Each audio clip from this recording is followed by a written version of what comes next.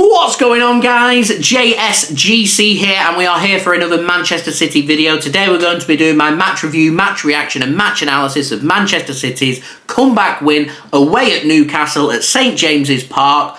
What a victory, what a comeback, and that could be so crucial come the end of the season. Manchester City proving that they do have that mental strength and the know-how to do what champions do, and that is to dig deep and find them 3 points when you are up against it, you're not playing particularly well, and you're behind and you need to do a big comeback in the second half. That performance from Manchester City, albeit wasn't fantastic, but it's done the job, and that Oscar Bobb goal right at the end of the game could be absolutely massive. Turning them 1 point into 3 points just shows that Manchester City now just slowly starting to get over where they were in that little rut 8 games back, which is where we were speaking about Man City keep getting into leads and blowing it and they don't know how to hang on. This is very much a different case of Manchester City having the know-how to dig deep, to find them big moments, to find them big goals that separate the best from the rest. So,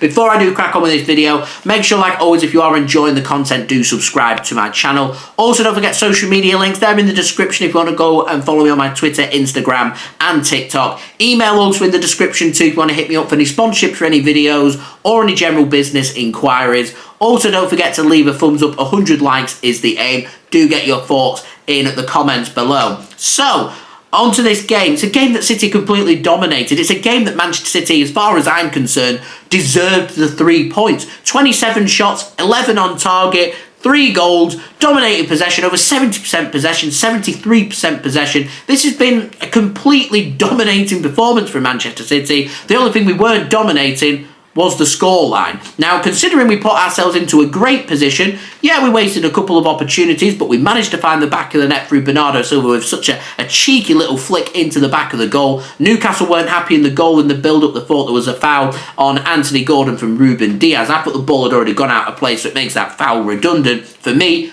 not a free kick, and that goal should stand and makes it 1-0 Manchester City with a well-taken goal. Now, Newcastle's response to that shows that they do have quality. It shows to me that Newcastle, if they didn't have the injuries and they had them options on the bench, it'd be a completely different ball game to what we're dealing with here. They just didn't have that depth to deal with Manchester City in this game, because if they did, I'm not too sure Manchester City would come out with the win here. You know, you have your likes of your Nick Popes in goal and your Joelintons available, etc., etc. Comes a different ball game, but they showcase that they've still got that quality. How good were them goals from Alexander Isak and Anthony Gordon? It was clinical from Newcastle. It was well-taken goals. It was Manchester City dominating the game and in control of the scoreline. All of a sudden, in the space of 2 minutes, game's completely flipped on its head and all pressure is back onto Manchester City and everybody's asking questions of Manchester City. And we was all speaking at half-time about how City didn't have proper control of the defence. They weren't playing particularly well. Kyle Walker, Ruben Dias, they looked off the pace of the game, and Newcastle went in at half-time with the lead with a couple of well-taken goals, and Manchester City just quite simply didn't have the answer. And then second half, Man City managed to regain that control from defence through midfield. They pushed further up the field. Newcastle, as I said, going back to that quality thing on the bench, they just didn't have the legs in the game to help and support the team to try and see off the threat of Manchester City, because if you allow us anything, we will take it. That's how good we can be, and Newcastle have seen the hard way of just how that is, and they just didn't have them extra legs, that extra bit of quality to come off the bench to see it through. Whereas Manchester City did. De Bruyne comes off the bench, Oscar Bobb comes off the bench, and it turns the game on its head, and it works so well for Manchester City. City get control of that defence and midfield. They snuff out the opportunities for Newcastle. They created very little in that second half, and all of a sudden then, you're just playing a patient game. You're waiting for Manchester City to find them opportunities to put the ball into the back of the net. And I'll be honest with you guys, when Alvarez missed that sitter, I thought, that's it, you know, Manchester City are off the pace here. They're not at the races. They're not winning this game. I don't think we're going to be taking any points from this game, and all of a sudden it's doom and gloom, and we're thinking, here we go again. The difference is the man with the red head supposedly strawberry blonde, who knows? I want him to declare himself a redhead and come and support the redhead. Kevin De Bruyne, Prince Harry, what a player. He makes the difference. He gets his 20-odd minutes here for Manchester City, turns up, right place at the right time, 25 yards out from goal, tucks it right close into the bottom corner, goes through the legs of Fabian Schar. He knows where the back of the net is. This is a player that's played no competitive football in the Premier League so far this season. He didn't have a pre-season. He had 20 minutes against Huddersfield, and still he made things happen in that game. It's because he's a special talent. He's one of the best players that Manchester City have. He's one of the best players in the Premier League. He's one of the best players in the world, let's face it, and he oozes quality, and Kevin De Bruyne doing what Kevin De Bruyne does, and it showcases to me the Premier League need to be scared of Kevin De Bruyne. Kevin De Bruyne, fully fit for the second half of the season. How on earth did teams stop him and stop Manchester City? Let's not forget, we've still got Erling Haaland to come into our team as well. So there are special quality players still to come. The City team can get even better. That dynamic duo, De Bruyne and Haaland, soon come, you guys. And then De Bruyne, 91st minute. Big up Oscar Bobb, comes on for Jeremy Doku. He gets a few minutes at the end. Can he make the difference? I thought Jack Grealish might have been the man to come on. What a massive nod of confidence from Pep Guardiola to put Oscar Bobb on instead. And he showed good feet, calm composure, right place at the right time. He gets that challenge in from Trippier after that wonderful ball in from KDB. And I'm praying, I'm saying, Oscar, go down. Take the penalty. Take the penalty.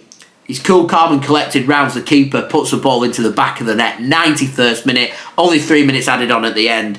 What a special player for the Norwegian, for Manchester City, the Norwegian youngster. He is special. He is special. And I think here you're seeing Oscar Bobb now making a statement for himself. He's a player to look out for. In the next 12 to 24 months, he could well be the next player that we're speaking about, because Manchester City, they're on about dipping into the transfer market, bringing an extra winger in and having them options. I keep saying Jack Grealish and Jeremy Doku, they're the options out wide for Manchester City on the left-hand side. Well, Oscar Bobb is the complete package. Can play through the centre, can play as a striker, can play behind the striker, can play on the right, can play on the left. He is a special player. Well taken goal, and his goal could be the difference now between Manchester City winning the Premier League and not. How big are them 1 point turning into 3 points?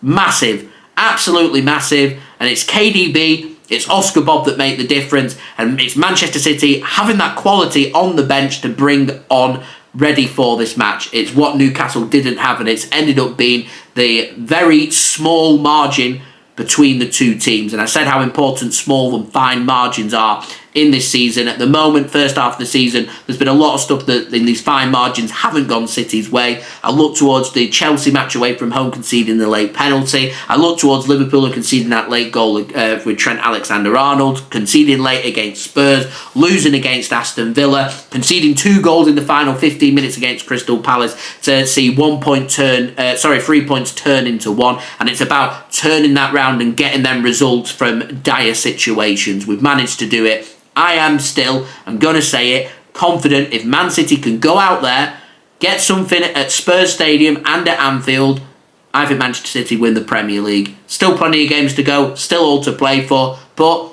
I'm on top of the world. I'm absolutely buzzing with that. I'm so happy for KDB, and I'm so happy for Oscar Bobb as well. What a game, what a performance, and what a win. So there we go, they've been my thoughts. Do let me know your thoughts in the comments below. Also, don't forget to leave a thumbs up. 100 likes is the aim. What's not to like, guys? Also, don't forget to subscribe if you're new around here. It is free. Press that red button, press the bell, and put your push notifications on. Social media links, they're in the description if you want to go and follow me on my Twitter, Instagram, and TikTok. Email also in the description too if you want to hit me up for any sponsorships for any videos or any general business inquiries. And I'll see you all again real soon for the next Manchester City video. So I've been JSGC. Thank you everyone for watching. Hope everyone is safe and well. Peace. Ciao for now.